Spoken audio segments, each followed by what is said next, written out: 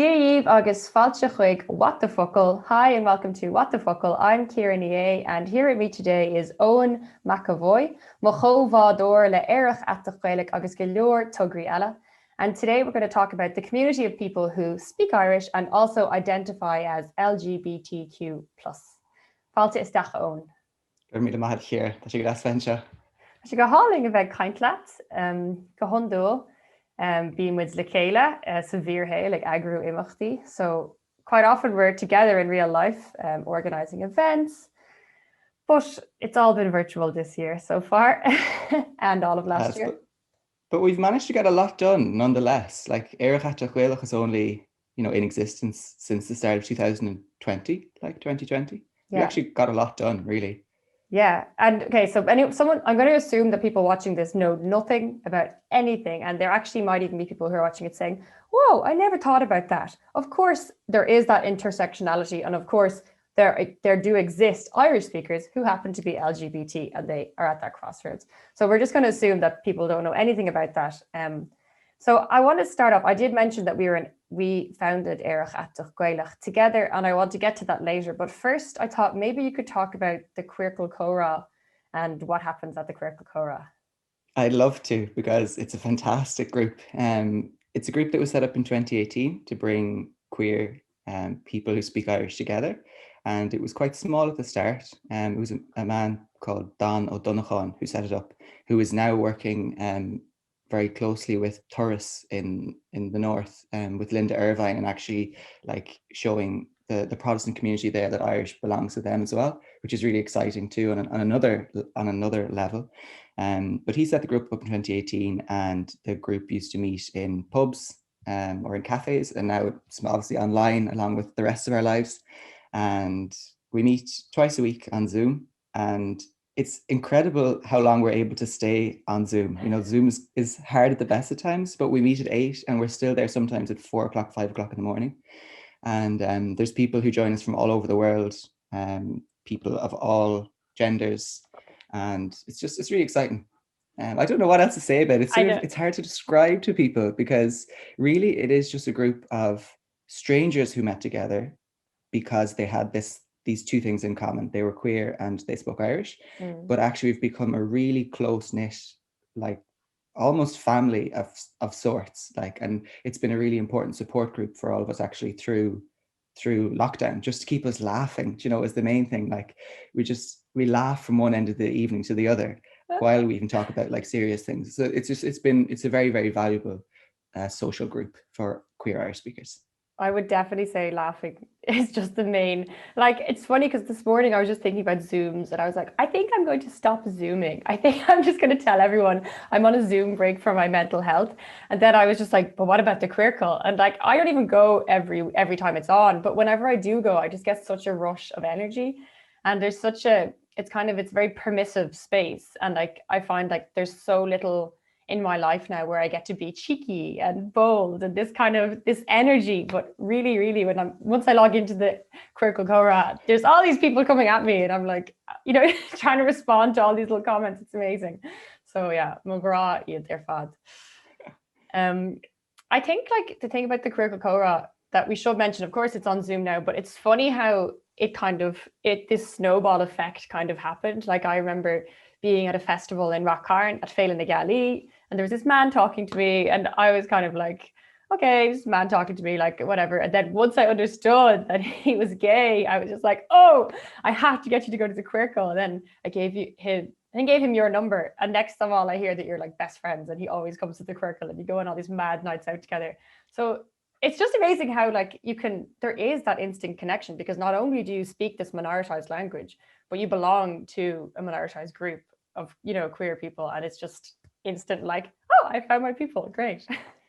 And it's also maybe for people who haven't heard about it, it's a larger group than you might expect. It keeps surprising the two of us how many people there are who fall into both categories, because you'd think because they're both smaller minority or minoritized groups that wouldn't be the case.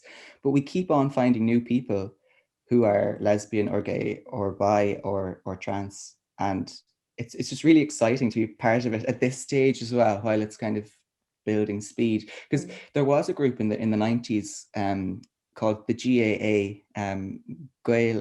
Aeracha.Aiteach, so the United Gay Irish Speakers, Gaeilgeoirí Aeracha.Aiteach. And it's, we've spoken about this before, it's very hard to find out any information about them, even though they were set up in 1993. So like, it's exciting to be part of this now at this sort of early stage of the Queercal Comhrá, but I think it's important as well to remember that we're not the first group that's ever done this, and that it has existed before, and to try and make those connections back to what's been there before and to those communities that, people from that are still around, but sometimes we lose the connection. So trying to keep that all together as well, and to try and grow the community, in both directions, to the older generation and to the younger generation, and to keep those conversations going between the different groups, because it's very enriching. I know, it's mad when I remember when you first showed, and I think we should talk a bit about how things have grown in the queer community, that we've started having Pride events and everything. But one of the years when at the Pride event, you said, I just want to show everyone this video, and it was Roy Galvin, is that his name? That's his name, yeah. Yeah, talking with MTS, Martin Tomjanin, about the GAA, the Gaeilgeoirí at Aerach.Aiteach. And it's just such a little time capsule of just the way he was speaking about being gay, the questions he got, and kind of the way it was treated. The fact that it was only, 20 years previous, was it? Yeah, 20 years, 30? I can't do math. What year did you?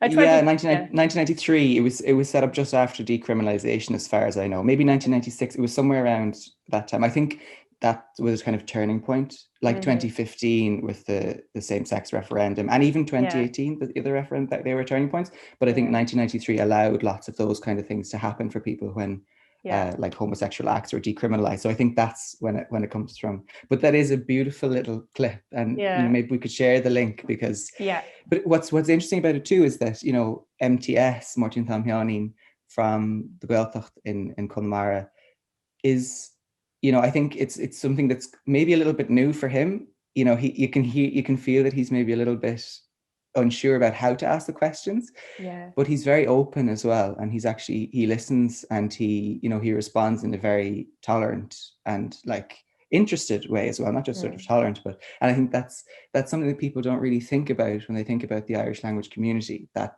it is tolerant space for all types of people, and it really is. It's such a diverse community, even though it's small.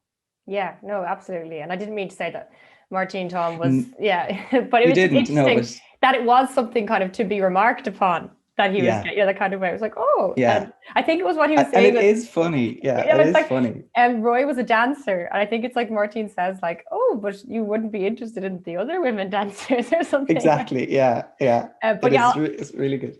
I'll link that below, and I'll link like basically everything we're talking about, because I do intend this video to be a good touch point for anyone who wants to learn more about the queer Gaeilgeoirí community now and previously, because you made a really good point, Eoin, that like we don't think we're like inventing something new, and like it's not a cool hip thing to be a queer Gaeilgeoirí. Like this is something that has always happened, because gay people have always existed. And I recommend anyone to watch Sam O'Farrig's poem Misha Aerach, which that won first place won second place in the Lúnasa slam poetry competition, and it's just a gorgeous poem about kind of the history of queer people in Ireland and how ancient it is. Yeah, I think the issue is that none of it was, or very little of it was written down, and when it's not written down, people think it wasn't there. But obviously that's not the case, and he in that poem, he describes that very well. Like, there have been gay people on this island since before the Irish language came to the island. Came to the island, which is a very important point. Just because nobody wrote about it, or people were too afraid sometimes to talk about it, doesn't mean that people weren't there, and that there haven't, it's not Ahmadinejad's Iran. Like, there are gay people here, and there were always gay people here, queer people here. So it's really important, and we do sort of recognize that in everything we're doing as well, and try to make that point quite clearly to the rest of the community, that it's not a new thing. It's not a sort of an American idea or something, which I think is happening in other parts of Europe, even, that I think queer identity is politicized and seen as something that's imported, and like, that the gay agenda is something that is like run by like the US or something, and that it's trying to like topple governments. Oh, it's trying to take away people's masculinity with mozzarella sticks. Isn't that what someone said about Little Nas? Anyway. That's so good. Anyway. But yeah, so I think it's important actually to say, no, this has been around all the time in every country, and it's actually part of your national story, our national story in every place, even if it hasn't been well documented. And to sort of fight against that idea that we're some kind of like international mafia that's trying to take over the place, which we're obviously not. Well, I would like to take over the place, but that's nothing to do with my identity as a queer woman. So I like what we were talking about there is the difference between 25 years ago. I finally did the maths from when we were watching it in 2018, 25 years to us. And then, but even with us, like we've given talks to people who are in college now, and we're like, oh my God, the difference in 10 years. Like, it's crazy, like how much things have changed. So like basically I started college in 2009. That was the same for you, was it? Yeah. And like, I just did not even remotely think that I could ever even tell anyone that I was queer. I was just like, no, I'll just keep that to the grave. That's fine. And then like, it didn't help that like, well, probably it didn't, maybe it didn't matter, but I was involved in the Gaeilgeoirí, and I didn't feel like there wasn't like a crossover very much between the QSOC, which is the LGBT society, and the Gaeilgeoirí. Which I do think there is now, or I think it's just more acceptable or normal for people to be like, oh, well, this is my identity, so whatever, in whatever group they're involved in. But for us, well, for me anyway, things really started changing in terms of like everybody else accepting queer people after the marriage referendum in 2015. And so for that, there was a group of Gaeilgeoirí called Tá Comhúnanas, and that came together. And I was involved in that, which is really funny because I was just like, not out like to everyone, like I was to my friends. But just for me, I think being in that group and like speaking on the Irish media, say in Radio na Gaeltacht and places like that, about the referendum through Irish, and meeting and realizing that other Irish speakers were not against the idea, and like actually they wanted equality too. For me, that just like changed my entire perception of myself and Ireland and Gaeilgeoirí and Sail the Gaeilge and everything. So, and then like, I mean, even politicians were coming out saying like Táma Aerach, like Pat Carey did, and Tá Gaeilge Leo Varadkar came out, obviously. Like, it just made it seem so like suddenly possible that I could be a queer Gaeilgeoir. So I don't know what it was like for you. It was the same. And I remember I was actually in the US at the time of the referendum because I was on Fulbright at the time. And I remember because I wasn't here, I wasn't in Ireland, I had a kind of warped sense of what was going on, and I was sure it wouldn't pass.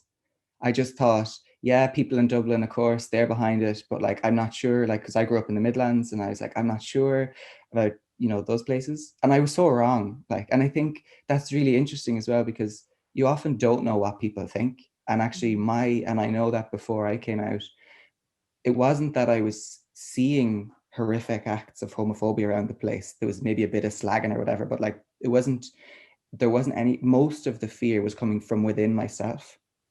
And I think it was so nice to then see that actually all these people that you've grown up with your whole life all across the country, like they all think it's fine, like, and maybe they don't care, or they think it's great or whatever, like, and that it was really so wonderful. Like, just crying that whole day, like when the votes came in. And I think within the Irish speaking community, then I do remember when I was in college in first year, I remember in a lecture that Dr. Caoimhín Bránach gave about Diarmuid agus Gráine and that story.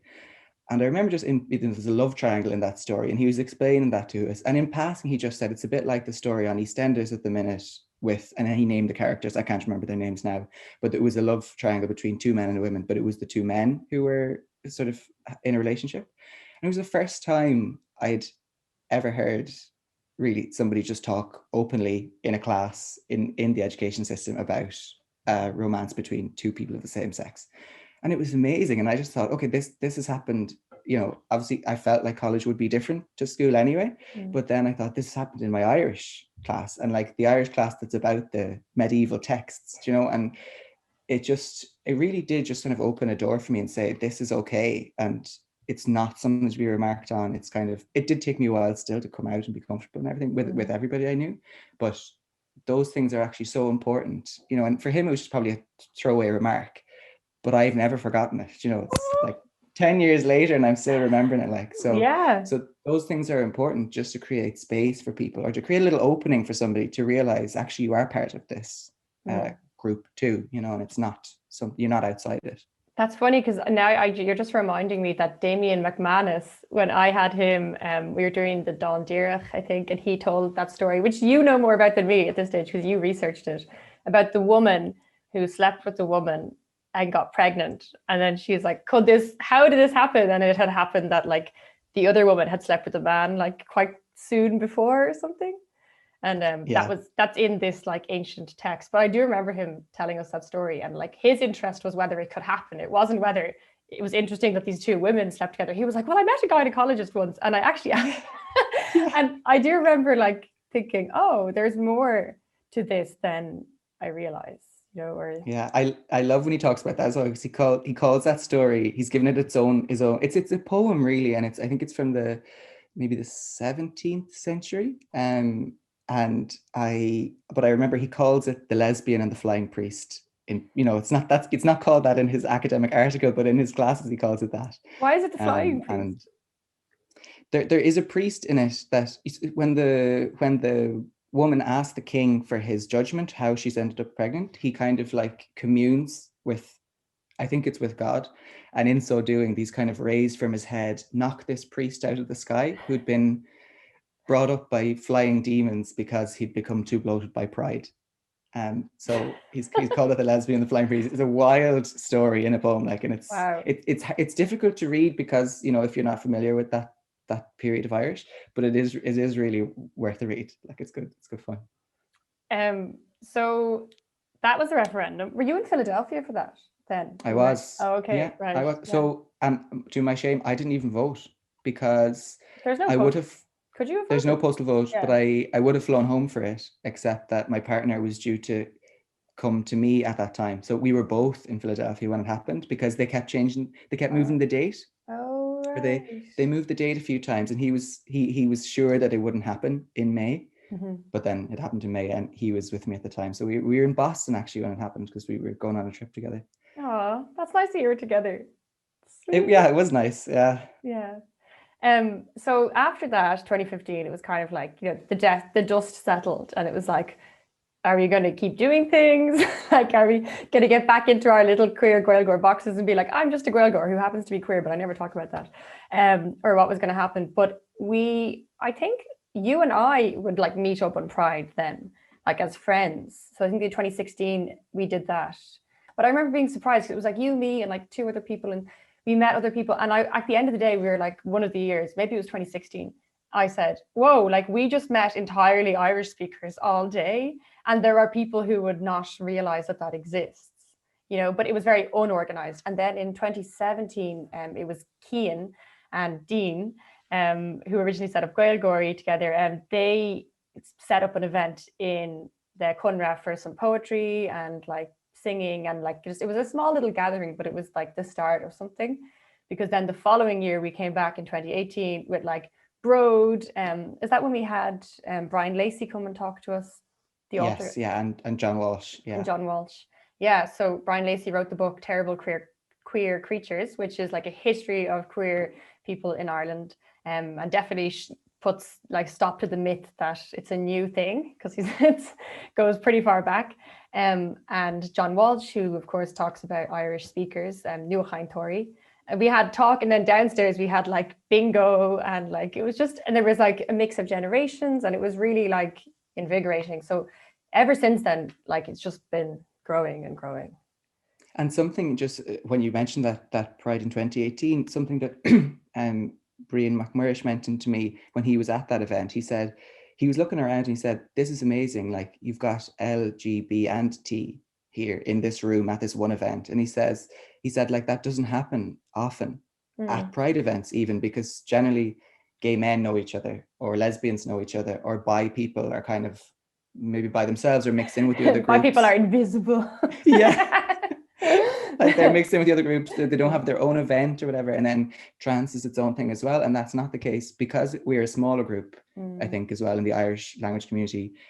It brings us, we have that in common as well as the fact that we're queer. So actually it brings us all together. And it was really valuable to hear all those different perspectives at the 2018 Pride, because we really did have a rainbow of identities and of sexual persuasions or whatever way we're supposed to say that. Predilections. Yeah.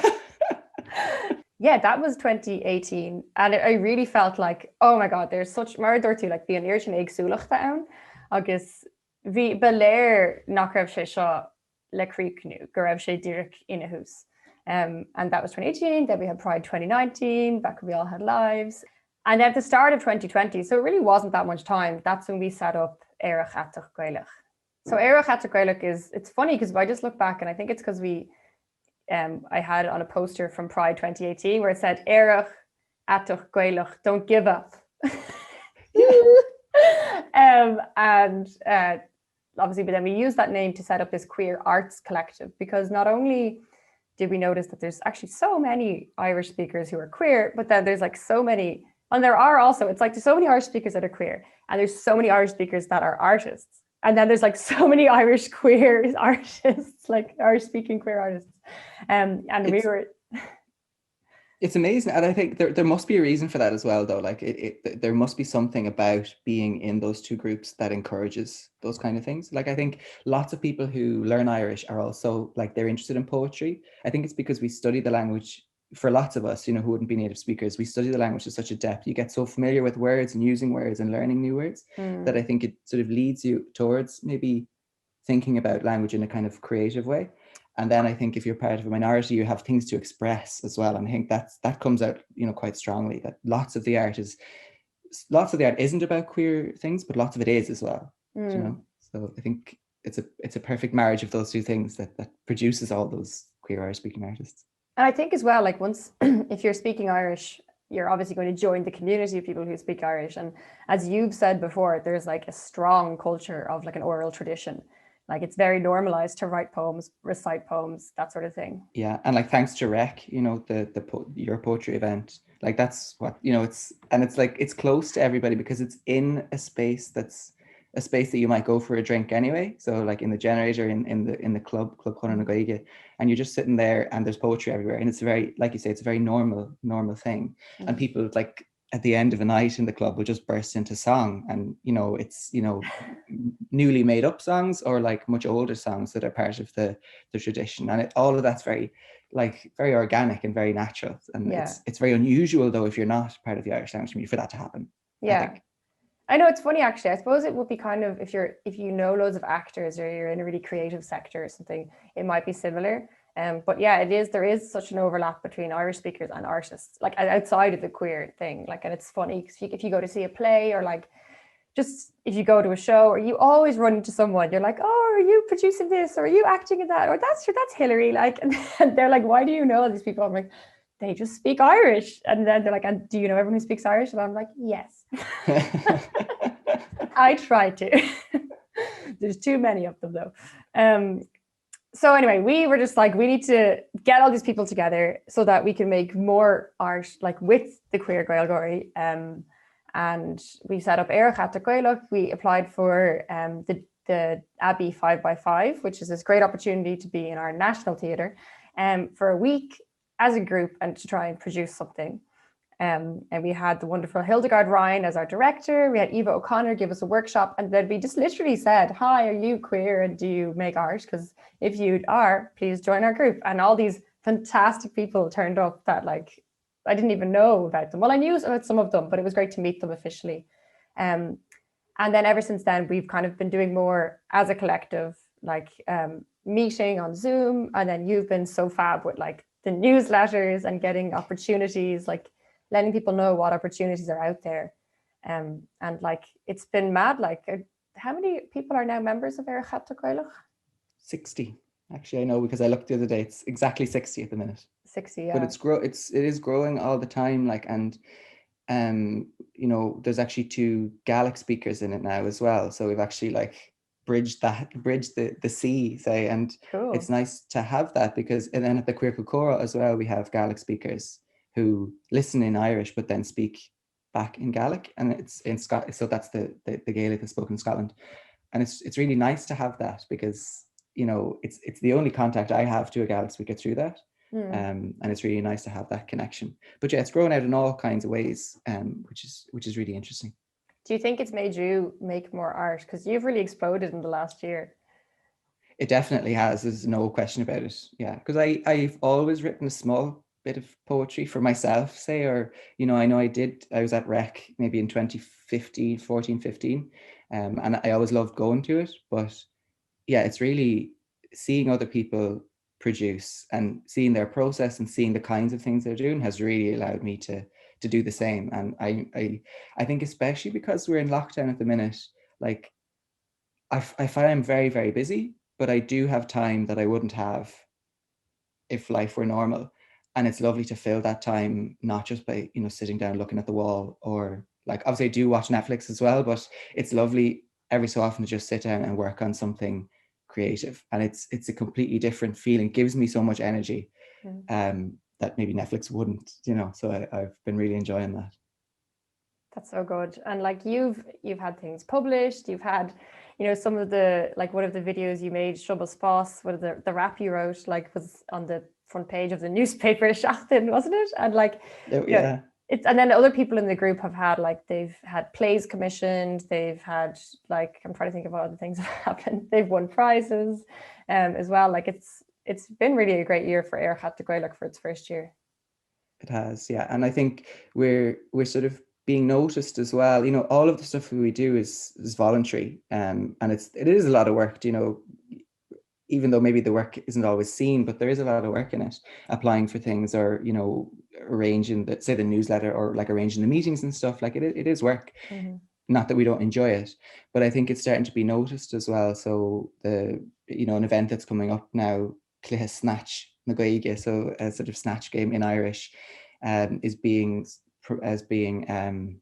Aeracha funded or sponsored, thanks, yeah, by na Gaeilge and Aerach.Aiteach.Gaelach, which is really nice for them to recognize that we are doing this positive work in terms of getting Irish speakers together and encouraging others, you know, because I think what happens is it encourages people who are in the queer community but maybe not fluent Irish speakers to think, oh, look, that's a possibility that I didn't think existed, and then to start maybe, you know, putting their toe into the Queercal and then coming back to the Queercal more often and just getting, you know, comfortable again speaking Irish. So it's nice for that recognition to be there as well. Yeah, it's really interesting. Like there's so many gateways into Irish, you know, like somebody might join the Queercal Comhrá and be like, actually, now that I'm speaking more Irish, I want to get really good at it, because there can be, like, it's came a latogan kind of dolo chuna úsáid an Gaeilge go dtí a labhairint Gaeilge go léithú. So I think it really helps if you're involved in it. That's what you need, is to be involved in a social group where, like, you are forced every single day to write sentences that involve the Mocanílic and the Tishlegidadak and everything. And you're not thinking about that. You're thinking about how to be funny in a WhatsApp to your friends, you know. So, like, yeah, it's so good to have the Queercal and Aerach.Aiteach.Gaelach to bring in people who might have felt like, oh, I don't know where I fit in this Irish language world. And I think that was kind of a similar thing that I found with Rec, is that, like, not only did it give it a stage to people who were writing in Irish, you know, it actually invited people who were interested in trying to write in Irish to come along. And then, like, a few years later, they're doing more and more with the language, which is great to see. Yeah, and I think those things have a dual function as well, because while you're building the community of artists, you're also building the audience. And the audience is so important. Like, what is an artist that doesn't have an audience? Really, it's like a tree falling in the wood, like, you know. But I think that's something that's really important. And the way the Queercal and the Aerach.Aiteach.Gaelach work together is actually very healthy, because, you know, Aerach.Aiteach.Gaelach is there to support the artists, but the Queercal wants to see things where queer characters are represented, or where queer issues are sort of discussed in art. And they're keen for the artists to produce, and then the artists want people to see their stuff, so it actually works very nicely together. What attracts people as well is the positivity around it. I think for people outside the Irish language community who don't really know much about us, I think sometimes they're looking and they see that we're campaigning for this and we're complaining about this, you know? And obviously it's important that we do those things too, but those things aren't going to attract people to join us, you know? Oh, you mean the Irish language community at as large? Yeah, like Conmara Gaeilge complains that this, which is really important, but also, yeah, it's not the thing that's going to hook you and you like bring you in. And I think something that AerachAiteach.Gaelach does is very well is that we don't. It's almost exclusively in Irish. Do you know? I mean, the work that we do is exclusive. The conversations exclusively in Irish. The work is either bilingual or Irish, but it's not. It's for an Irish-speaking or bilingual population. It's not for the people who speak a few words, which is nice because it encourages people to have a few words to say, oh, I want to know what she's saying. You know, I want to understand that poem. I want to understand that song, and to encourage them to actually learn more of the language, which I think is really important because sometimes we just sort of stop after a couple of focal and don't go any further because lots of stuff is bilingual. But I think it's important to have that monolingual stuff, you know, to make, you know, to encourage people to dive in, kind of. So we talked about the Queercal, we talked about AerachAiteach, we talked about Bród kind of growing through every year. And I've kept you way longer than I intended to, but I would like to run through some terms for like how to talk about being LGBT in Irish. So, I mean, the first one is gay, which is Aerach, which is like English. Aerach used to mean happy and gay, like gay in that kind of way. And does still, like, I think people still do use it, you know, occasionally like that. It's much more like gay is gone. Its old meaning is completely gone in English. But I think Aerach still has two meanings in Irish, and it's in songs and things as well. Yeah. Like, an Cailín's as Aerach, it's not a gay girl. Like, it's just a sort of a, you know, it leaves room for sort of play there as well. But I think ultimately it did mean just a kind of a happy-go-lucky kind of light-spirited person. Well, yeah, because for that. It happened more recently in Irish, didn't it? Like there's still people alive who would be like, when I grew up, Aerach didn't mean that, and it's just like, well, it does now. But like, yeah, I understand it does have the two meanings. Still. Yeah, and it's actually because of that gentleman you mentioned, Roy Galvin, who was on that program with MTS, who set up the GAA, you know, the Gaeilgeoirí Aontaithe. It was him, I believe, who coined that word. So he translated the word gay in Irish in a similar way. And actually it's so interesting that one person did that, and then the community gets behind the word and then makes it their own. And it's so normal for us to use that word now, and it doesn't feel strange at all. No. Whereas it probably felt strange in 1993-4 whenever you know it was brought up. Woohoo! Yay! Good man, got right. Yeah, so sin spatial mar Aerach, as you said, must have sounded strange at the start, but it's important to have a word that's kind of neutral to talk about things, because I know they would have had like maybe lupa or calm or something beforehand, but they have all this negative association. Yeah, and then you've got like homogeneisach, which everybody would have found in the dictionary, like homosexual, but like it's I mean, it's more of a medical term almost than, I mean, it's not medical, but it comes from that sphere, and it's much nicer to have a, like you say, a neutral word that doesn't that isn't, you know, and it's nice that it is taken from, it's not a sort of translation in the way that homogeneisach is. It feels like a much more native word, which is nice because it feels like it fits into your sentences better, you know. Yeah, so Aerach was always there, and we grew up, I think, like that was just a word that you knew was an Irish word, like, and then lesbian is lesbiach. Like, but you hate, I know, you hate that translation, I think. I don't like it because it almost seems like you have to like put it like machel or the quick kind to let her on. Like, it's like, I can't say lesbian properly, I have to say lesbiach. I don't know. But I think a lot of people don't like the word lesbian in English even. And I think it's just kind of layered with misogyny from some people. Like, I think it's kind of like more so than gay. Oh, I don't know actually, because gay is used as an insult as well. But I do know a lot of people who don't really like lesbian. And like, it's funny because there's kind of a uptake online of people using the word sapphic now and things like that. Okay. Which is interesting. And actually there's a new book of poetry came out there recently called Sappho. So where the word sapphic comes from, the poet in Greece who lived on the island of Lesbos, who seems like she's somebody you'd want to have at your dinner table, you know, if you could go meet people from the past. Yeah. But Catriona Ní Chléirchín translated it to Irish recently. And it's lovely to have that, you know, to have those references to romance between women in an Irish text now as well, even though it's from the original Greek or from English. I'm not sure which you translated it from.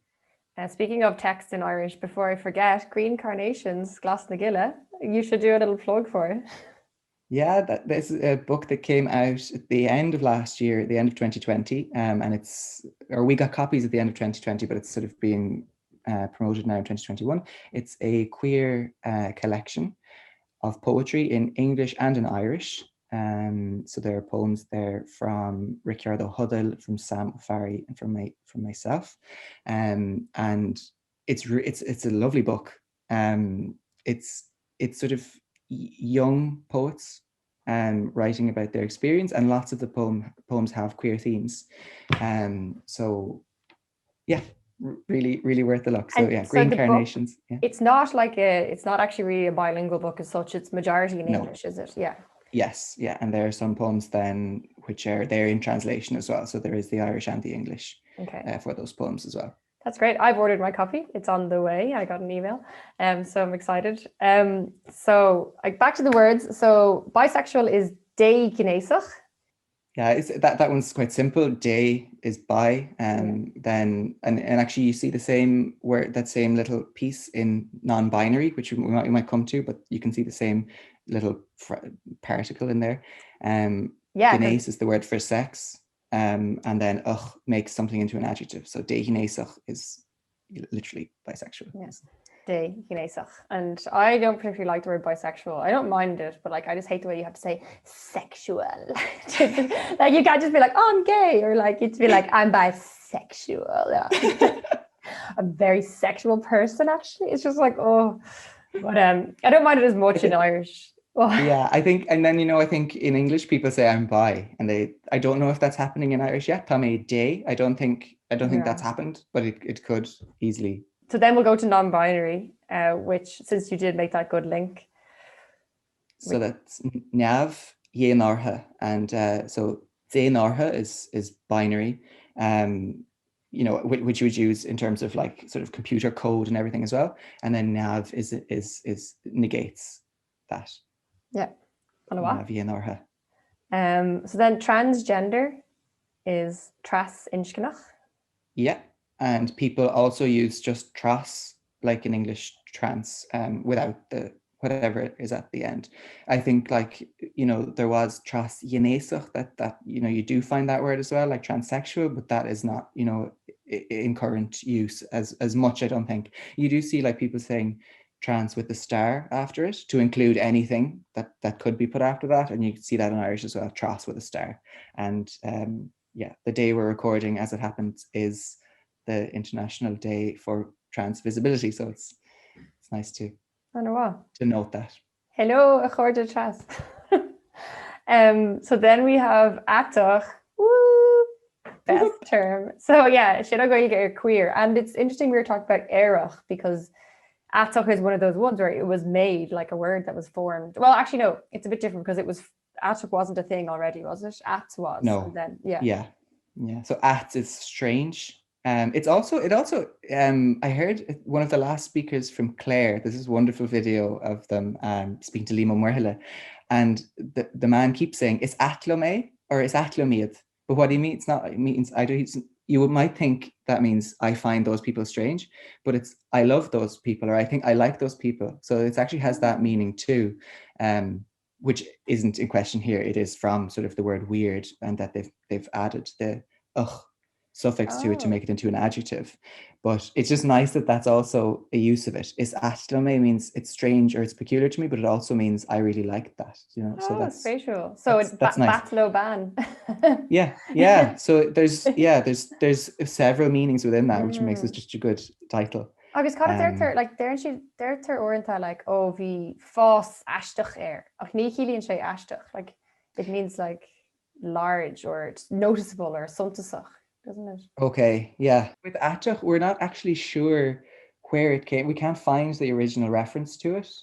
I'm pretty sure it's from Brian O'Cruthur. I think he coined the term, a scholar in Notre Dame University, but I'm not sure. I can't find actually the original. I haven't dug enough to find where the original. I think it came from academia, really. Oh, But I I'm didn't not know sure. that. So we have to find that. Yeah. Okay, we So have to ask Brian. Yes, we will. If you're watching, Brian, please let us know. Chur USI an Foclóir Aiteach amach cúpla bliain ó hinanis agus bhí like be scéal mór é ag an am. Yeah, but yeah, I think in the we have the new dictionary now, the English-Irish dictionary, which is great, that first na Gaeilge brought out on Goom just last year. And that is much more up to date than the dictionaries we had before. So it has far more of these terms that were missing before. But before that, we were relying on dictionaries from the 70s and the 50s, which didn't have any of these terms in them. So it was really important that the USI did actually collect these terms and have that queer dictionary. There are some small issues with the language in it, but and so it would be really good if they brought out a second edition where they just sort of looked through some of those things. But it was really important to start the conversation about the need for those terms and the importance that actually there are people who live their lives every day and who need these terms. Yeah. So they should be accessible for people who are trying to describe their own, lives and their own situations. We still have difficulties in the Queercal sometimes when it comes to sort of like, sometimes the conversation goes in the direction of sex. And then it can be difficult actually, because sometimes we don't have the terms that are so common in English-speaking gay circles. We don't have slang. Slang. It's not even, things like, top and bottom and stuff, which are not, they're slang because the rest of the world doesn't use them, but they're not slang in that like, we use them all the time, in that way. So like when you look for the word top or the word bottom in the dictionary doesn't know what you're looking for. So they say bor, which just means the top of a page or the top of a building or whatever, and bun, which is the bottom of something. So we could just use those words, but it's like, that's, they're not sort of specifically made for what we're talking about. So it's interesting. And then people get kind of creative and fill the blanks. So like people said borador, and bunador, but I don't know if those are more widely accepted outside of this small group, so those things are interesting. It would be interesting if the Coiste Tíormaíochta sat down and had a chat about tops and bottoms versatile and made up some terms for them. Is dóir an go sin táhachtach nar tá siad ag gasú rudí bhfuin leis an ólaíocht agus rudí mar sin, like tá táhachtach sin freisin ach like tá géir gá leis na Tíormaí Aiteacha le darn rúpa do chuoine déine tá bio san am láthair. Agus bram gohfuil rud eile sin freisin go méidir tuist nach bhfuil na Tíormaí an hána gohfuil suirt deis an or gomach deis an chur a gcuine cuidas na rudí atá beidir dúltach atá sa méile. Like mar hampla, so like about top and bottom, like in other European languages they often say active and passive, but there's always in any conversation around tops and bottoms there's in sort of an underlying misogyny around bottoms, I find, which is interesting because it's about two men, but there is an interesting that does exist, and sort of anti-femme kind of bullying or violence even. Its root is in misogyny rather than anything else, I think. And so I think there is an opportunity maybe to sort of level the playing field in some of those terms if they have negative connotations in English, to actually change those terms entirely so that we start afresh in the other language, in Irish. So an Cluiche Tíormaíochta tá Eoin McEvoy fáil mar chorlóir tangan más míadh. I didn't mention drag queen, which is Bonry and drag. Agus is fiú go mór é sin a bheith eolalas agat. And drag performer as well, Taibhir drag, which covers queens and kings or anybody else. So that's another nice one to have. And actually it'd be worth people's while watching Draglan, the first drag show in Irish ever that came out just a few weeks ago for Seachtain na Gaeilge that Kitty Ní Houlihan ran, and it's just fantastic crack altogether. It's just really worth a watch. Yes, people should definitely watch the Draglan. So I'll leave the link to that below. I'll try and link just various people in Aerach.Gaelach. But we did have last year, like we were only a few months in the world, but we did have a Bród event, just trying to pivot for the for COVID, and we had like everybody sent us in their own videos, which was fab. And then for Seachtain na Gaeilge this year, we had 4 different performers doing music, which was like Tá sé just bíonn sé ar siúla gom sa coolar a go minic-inis. Like I just put it on in the background because it's just a fantastic show. It is. It's beautiful music, Yeah. and wonderful videos as well. Like, It's like- really, really happy to when we got the videos in from the people. We didn't know what they would do, and it's just so creative and really, really lovely. Yeah, and Tygo Griffin, I have to mention because his video starts like go down and click into the Seachtain na Gaeilge concert, right? And watch Tyge's like first video. He's like all made up and he has like this hood on and he's like in a car. It's amazing. I was just like, oh, amazing. Like he obviously got some production company or like, you know, didn't know how he did it, but like, you know, he's amazing. So then puts up a thing on Instagram that his dad filmed this entire video like in the dead of night in their like where they live. I was just like, in Carlow, just in a housing estate. It's fantastic. It's fantastic. I think it just to watch the video first and then like with that or watch it. You can't watch it first because you know the knowledge now, but watch it with that knowledge in your head and it's just like another level. And then Tyger up this selfie of him and his dad just like so happy. Like it's really inspiring to see that though, and to see actually the difference that one person or like the 4 people in that video make, because like they're making this beautiful music in Irish, and like they just show that you can do it, and that it is really beautiful when people do it and when people you know put the effort into it. So it's so lovely to have those 8 songs from those 4 artists. Yeah, Tyg, Lauren and Ellie, just really good, really wonderful stuff that they've done.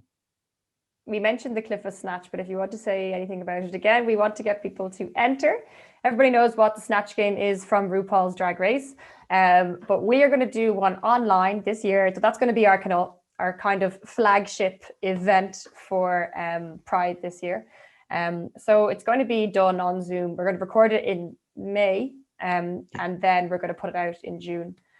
Just to give us time to make sure that, like, I don't know, like the defamation laws are pretty scary. So we don't want anybody getting sued. So we're going to make sure we cut it in a way that's fun, but still not getting anyone sued. And that also allows people to, you know, make mistakes and stuff that we can cut out. So it's actually for the performers as much as for the, you know, for the audience. So it's and like anybody, you don't have to be queer to enter. Like anybody's very welcome to come, so long as you've a bit of crack about you and you're able to speak Irish. Obviously, that's important. And you can dress as a person of any gender. That's irrelevant. Like so long as it's make it funny, like RuPaul says, and then it's fine. Yeah, so if you think you can do a good impression or you've ever wanted to try your hand at the Snatch game, with the knowledge that it will be pre-recorded, so if you make a mistake, you can say, please, can I do that again? So don't be too worried. Please get in contact. The grand prize is €300, and it'll be just a great event. I'm sure you'll meet lots of lovely people as part of it as well. Tásúlagam gur bhain sibse ag baile tanmh as a gorá seo le Eoin Mac is fiú go mór é leanúint ar na bhean ho síalta agus on Queercal Comhrá a leanúint freisin. The Queercal Comhrá is just a great curation of all these different LGBTQ events happening in Irish, so definitely give that a follow. Sin Eoin, thank you for talking to me this morning and for spending an entire hour at it as well. I could talk to you for the whole day if you wanted, so Just one more thing that we want to mention. We were listening to interviews that happened during the week on Radio na Gaeltachta, and also to Sean O'Duchan's new play, radio play, Nuair Squilt and Scahan. And I just thought it'd be important for us to come back together and just to add this to the end of the talk, just to mention that what we sort of emphasize through Aerach.Aiteach.Gaelach and the Queercal Comhrá are the positives. And we spend as little time as we can sort of dealing with haters and that kind of stuff, because we prefer to pour our energy into community and into the arts.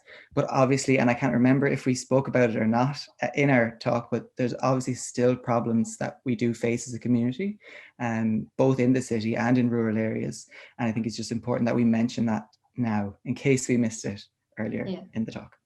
And I don't know about you, Eoin, but I do get my fair share of homophobic vitriol directed at me because I am vocally queer online.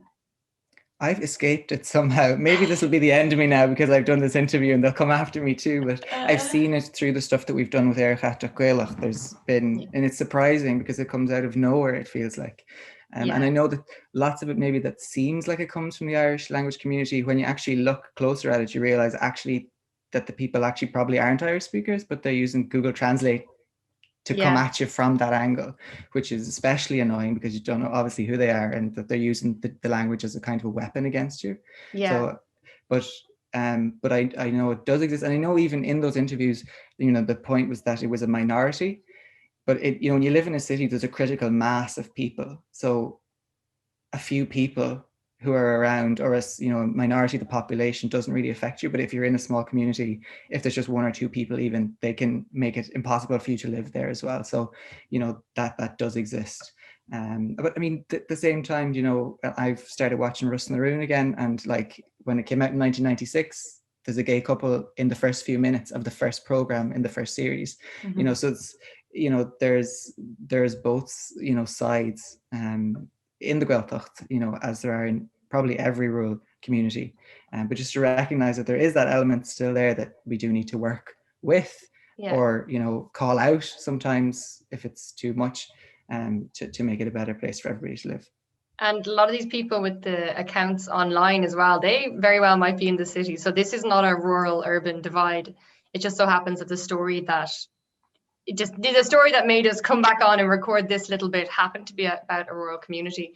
But it's good that you brought that up, Eoin, about people trying to weaponize Irish, because we hadn't covered that. And there is this kind of, I don't know how you'd even describe them, alt-right, kind of, I don't know who they are, racist. Like, I don't know, like just generally not nice group of people who are trying to basically, right, Eoin said, weaponize the Irish language, and they're saying like, we're so Irish, we speak Irish, and like actually they don't, which any Irish speaker can tell from looking at the way they write. It's either Google translated or clearly kind of shoddily translated from English, and you can tell that just from the syntax and the translation itself. But it's really annoying because then as an Irish speaker, you know, the people who don't have your level of Irish can't see that. And then they're getting this incorrect view that there are these hordes of Irish speaking fascists out there, when actually I think that's not the case at all. And a lot of Irish people would be very understanding of minorities, given that Irish speaking people will be very understanding of minority groups. Not all. That's exactly it. Yeah, not all. No, and there's you know, like in every community, there's good eggs and bad eggs, but like I do personally feel very safe in the Irish language community, you know, when I'm in the Gaeltacht, when I'm in the city, in general. And that, I think it's important to say that, because I think sometimes, like you say, people from the outside have a different idea about what it represents, that it represents something more traditional maybe than it does. You know, it represents both the tradition and the contemporary and the future. Like, it is all of those things, you know. Yeah. As Blind Boy says, 10% of any group are gowls. So it's like, if you do meet a gowl, Gaeilge, that's not the rest of the 90%. No. Gur magat as teacht Aeracha Eoin agus slán. Slán.